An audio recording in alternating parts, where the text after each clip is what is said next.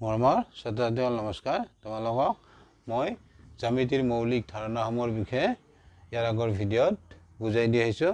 আজি চোৱা অনুৰূপ কোণৰ আজি মই ধাৰণা বুজাই দিম। চোৱা ছেদকৰ একেফালে থকা দুটা কোণৰ এটা অন্তঃকোণ আৰু আনটো বহিৰ্কোণ হ'লে ইহঁতক এযোৰ অনুৰূপ কোণ বোলে।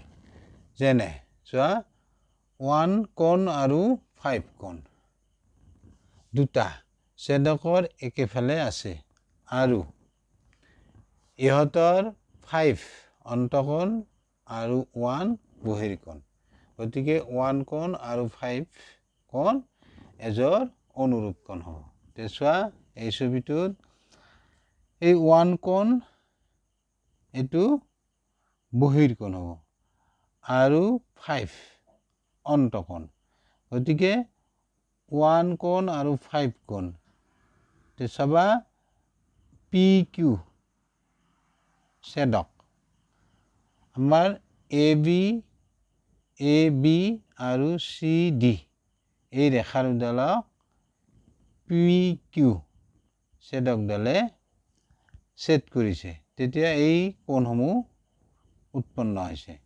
চাবা এই 1 কোণটো হ'ব বহিৰ্কোণ, 5 হ'ব অন্তঃকোণ।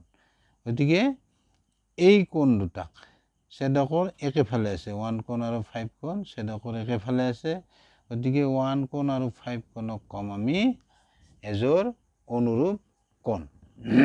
তেনেকৈ 2 অন্তঃকোণ 6 বহিৰ্কোণ, PQ ছেদকৰ একেফালে আছে 2 আৰু 6 কোণ। গতিকে 2 কোণ আৰু 6 কোণ এযোৰ অনুৰূপ কোণ।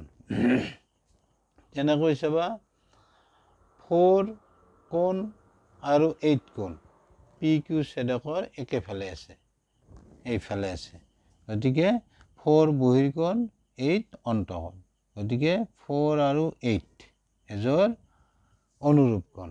তেনেকৈ 3 আৰু 7 ছেদকৰ একেফালে আছে, PQ ছেদকৰ একেফালে আছে। গতিকে 3 অন্তঃকোণ আৰু 7 বহিৰ্কোণ। গতিকে 3 কোণ আৰু 7 কোণ এযোৰ অনুৰূপ কোণ।